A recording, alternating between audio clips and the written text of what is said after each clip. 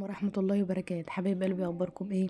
شايفين صينية البطاطس دي؟ بجد عاملين طاجن كده، بصوا من الاخر حاجة حلوة قوي. قبل ما نبدأ الفيديو كده نسمي الله ونصلي على الرسول صلى الله عليه وسلم. حابة اشكر الناس اللي دخلت جديدة عندي وعملت لي اشتراك في القناة. ربنا يديمكم يا رب عليا، بجد يا جماعة انا بشكركم جدا. وبشكر الناس اللي بتعلق لي تعليق حلو من قلبها وبتشجعني، بجد يا جماعة والله العظيم انتوا بتشجعوني، والواحد لما بيلاقي تشجيع كده بجد بيقوم يعمل فيديوهات وبيسجل، بخلاف لما يكون طبعا مفيش تفاعل خالص الواحد بيبقى مش عايز يعمل. اول حاجه كده هنبدا في المقادير بتاعتنا. انا معايا البطاطس زي ما انت شايفاها. صلوا على النبي صلى الله عليه وسلم.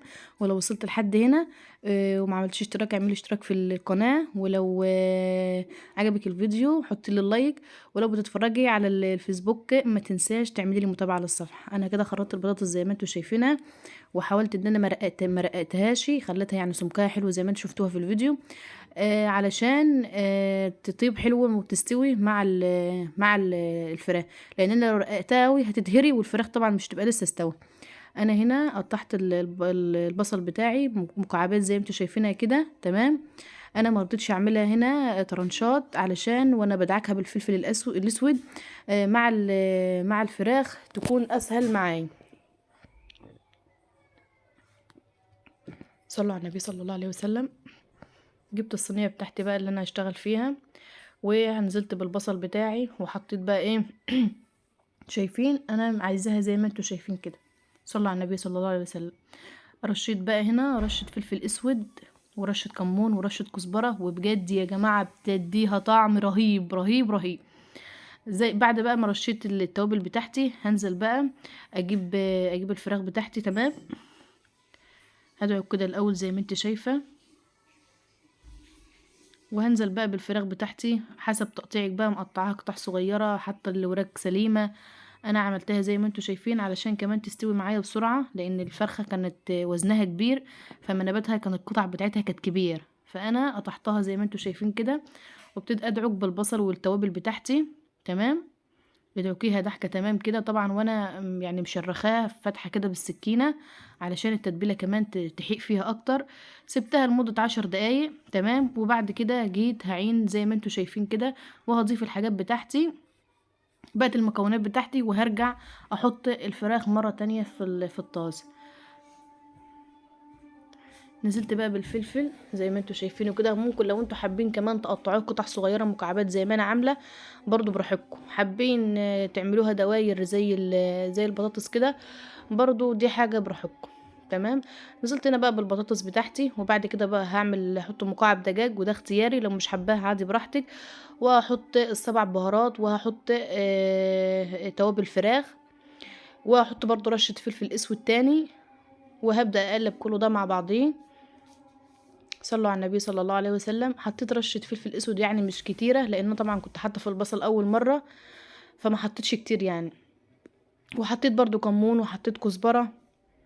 وهبدأ بقى انزل هنا بمعلقة سمنة او زبدة او زيت. انا هنا نزلت بزبدة. وكمان هحط معلقة توم مفروم، ممكن تقطعيه قطع صغيرة، وممكن تحطيه تدقيه في الهون. ونزلت كمان بمعلقة صويا صوص كبيرة كده حلوة، ومعلقة دبس رمان. وحطيت فيها كاتشب. انا دايما يعني بستخدم الكاتشب كتير، لان ولادي بيحبوه قوي، فدايما حطينا كاتشب، حطولنا كاتشب. انا ما بفضلش الصلصة، يعني مش بحبها قوي، فانا دايما يعني الكاتشب تلاقيه معايا دايما بيبقى بديل عن الصلصة. الكاتشب معايا بيبقى بديل. طبعا لو عايز تحطي معلقة صلصة براحتك يعني، بس زي ما انا قلتلك انا ولادي بيحبوا الكاتشب قوي.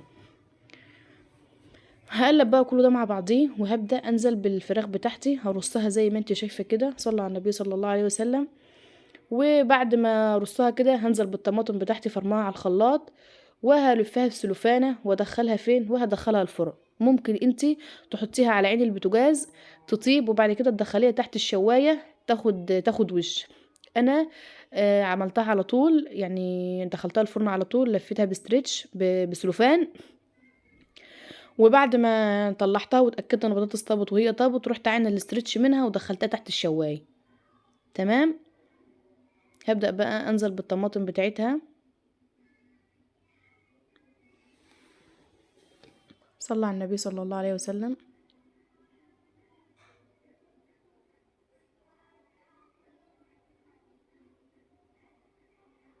بقلبها بقى بالمعلقة كده علشان كله يتجانس مع بعضيه.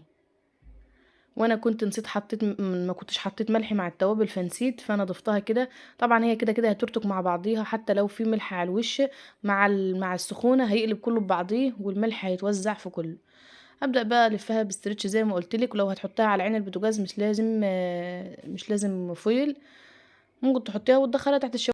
وكده بقى يا حبايبي بعد ما طلع من الفرن شايفين بجد، طبعا هو استوى، وبعد كده عينت من عليه الفويل وحطيته تحت الشوايه، خد الوش الروعه اللي انتوا شايفينه ده. بجد يا جماعه صينيه البطاطس دي يعني بصوا انا مش قادره اقول لكم هي قد ايه حلوه وقد ايه طعمها حلو.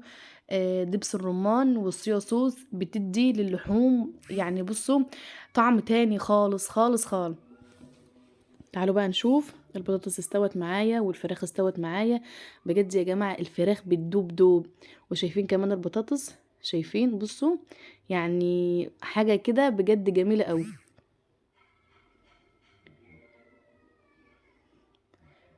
وطبعا الصوص بتاعها بقى حلو قوي وطعمه جميل. رهيبة بجد يا جماعة، اتمنى يا رب ان انتوا تجربوها.